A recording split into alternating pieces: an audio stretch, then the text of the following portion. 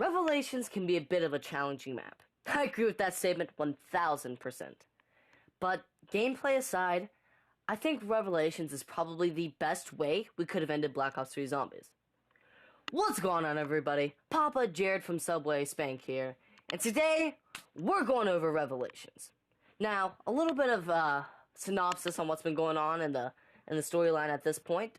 Basically, Gorod Krovi, Nikolai, shot Nikolai, and got Nikolai's soul. And then they went over to the house, met with Dr. Monty and Maxis, ripped off into Maxis, had a bro hug. Maxis was an idiot, released the Shadow Man. Holy hell, in interdimensional maps, and that it's a hellhole. To say the least, it's a hellhole.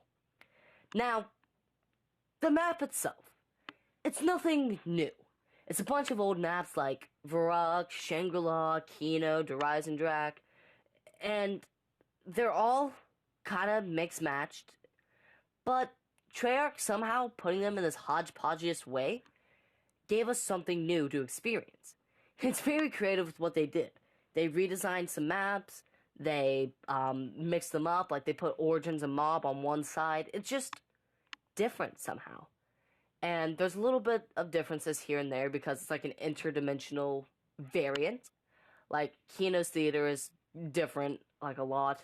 Like, there's actual, like, stage, like, a play and stuff. It's pretty cool when you think about it, how, like, Shadow Man and, like, brought time and just... It's complicated. My little midget brain probably can't handle this, let alone explain it well. So, go watch some videos about how the map works. I'm just here to tell you what I like about it. Other than that, you got things like the color palette, which is a nice blue, red, and, like, light orange. And it looks amazing, let me say. It's very pleasing to the eyes. Your retina won't burn like it would on Gorod, where it's just red, black, and orange. You feel like your retina's gonna burn in hell. So that's why I'm rating Revelations higher than Gorod, because I can play Revelations easier at night than I can Gorod. And plus, I just get mad at Gorod in general every time I die, because it's always in a dumb way. But Revelations, I only get cornered and died. Still annoying, but not as bad. And the thing with Revelations is, the color scheme works, and it's appealing to the mind and eye, and it fits with everything else going on. It's like an interdimensional time warp with, like, all these maps, and the color palette makes sense and reminds us of the galaxy, time and space, yada yada yada. So the color scheme and the map itself balance well, and it works. Other than, like, color schemes, there's only two things I'm not the biggest fan of with Revelations. The first one being the close corneredness. Can't tell you how many times I've gotten cornered and just had to accept my fate. It's annoying, but it's not the worst thing. It's not like dying in the fiery pits of dragonness and Gorod. So, I mean, it's annoying because it happens often in Revelations, but it's not the worst thing. Other than, like, close corneredness, the only thing I'm not the biggest fan of map-wise is how many doors there are and how expensive they are. Now, racking up points is harder on, like, easier rounds without Mega Gobblegums. Like, you could just get an extra credit and be set. But for those who don't have that, it's a little harder because Revelation's challenging, like I said earlier. So it's a little harder to get the amount of points without Megas. So that's the only thing I'm not the biggest fan of. I do like the travel aspect, kind of like the Wonder Sphere, and, like, you can just, like, jump around and stuff. It's pretty interesting. I like how they kind of brought that back, and it's kind of like key parts with the map. And, like, the portals, like, get the knocked and jug and pack a punch, and the rituals, that's creative too. The rituals are kind of like Shadows of Evil, but not. Instead, you got Furies and Keepers and stuff just coming at you. That's why you should get the RK5 before you do the first ritual at the spawning room. Trust me, you need it. Speaking of Furies and Keepers, let's talk about some, like, different types of boss zombies and stuff in this map, because, trust me, it has its fair share. Now, like I mentioned, you got Furies and Keepers. Furies are new, but we've seen Keepers in, like, Shadows of Evil, Zetsubo, Horizon Drac. We've seen them pretty much everywhere. But Furies are kind of like not giant, but, like, things that crawl at you, pretty much. I'll have a picture of them, because I can't explain with the life of me. You got the Furies, the Margot returns, different types. You got, like, a Void Margwa. That's hard to deal with. Panzer's back. You got insects, parasites. There's a lot this time, trust me. And the parasites on this one are definitely more annoying than Shadows of Evil. I don't know how, but they are. And they make me go insane every time. Now, not only is the map itself challenging with close quarterness, this is what really, really puts a challenge on you. Sometimes you don't get good weapons. Sometimes you can get the Thunder Gun and the Marsagua, same immolation spin. Somehow. I don't know how, but it's happened to me twice. And then you'll just be set because you got both wonder weapons. But you could be stuck with an MR6 and a Shiva going against a Margwa. It's not pretty at all. It drives you insane.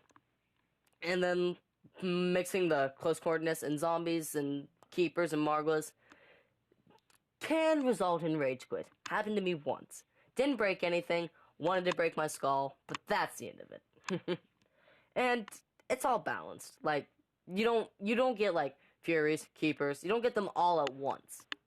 Let's say. Furies I've only seen really during rituals. Same goes for Keepers. Once you get the 4 done, that's fine. You just gotta worry about Margwas and Panzer and stuff like that. Well, here's my favorite part of Revelations. Weapons. I love Revelations weapons. You got classics like the Ray Gun, obviously. You got my boy the Thunder Gun. You got the Marsagua. You got the Rifty 9. You got the Peacekeeper. It's just, I'm thankful I've seen the Peacekeeper.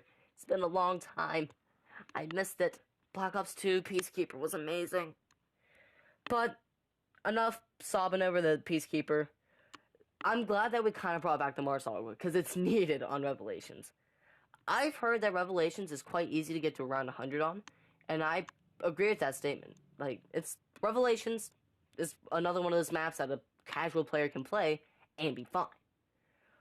But once you get to round 40 and 50, having the Marsagua and upgraded is a little essential. It's the best save me wonder weapon of all time. Same goes with the Thunder Gun. The Thunder Gun, I love that gun to bits. I would even go and say it's my favorite wonder weapon. But my favorite wonder weapon happens to be the Wolf Bow. Anyways, enough sobbing over wonder weapons. The weapon palette in this, you got the traditional Black Ops 3 guns. You got the Peacekeeper, which I really like. I love the Peacekeeper. But you got the Rift E9. It's not really a wonder weapon per se. It's a laser pistol. It's a 3-round burst, I'm pretty sure. I don't remember if it's a burst one. I think. Don't quote me on that. But it's unique. And I love this gun to death because it's just different. When I first got it from the box, I was amazed because I didn't know what it was. Because I suck at zombies and I was kind of new at the time with Revelations. And it's just a different whole kind of gun. And I really like the Rift E9. If I could have one in real life, modeled, because I know you can get modeled Black Ops 3 guns and stuff. Dude, I would love that thing to death. It's a very good pistol, so I recommend getting the Rift E9 at one point. If you had Mule Kick, get Marsagua, Thunder Gun, Rift E9, Pack-a-Punch. You're set. You're good. Life can be a dream with you there. Okay. Now we've discussed the map, zombies, boss zombies, and the weapons. My final thoughts. I love Revelations pretty well. It's a little lower than some of the maps, definitely higher than most. Revelations is balanced. This isn't the middle point where the maps from now on I don't like. We're gonna save that for later. But Revelations is just very, very unique. Its uniqueness and its color palette is what ranks it up so high. Because it's just a beautiful looking map, and Treyarch really succeeded with creativity on this one. I would say this is Treyarch's most creative map, but that's just me. And if I was to give Revelations a number rating, I have to go with a great 8 out of 10. It can be challenging for some players that are just starting out, but at the same time, the casual player, if you get good box luck, can last a good bit, and we can all be happy. It's a very balanced map, and it's just going down memory lane at the same time, with Kino and Varrock and stuff. It's a flashback through time. Well, I hope you guys enjoyed this video. Thank you all for watching. Comment, like, subscribe, and, I'll see you guys next time. Bye-bye.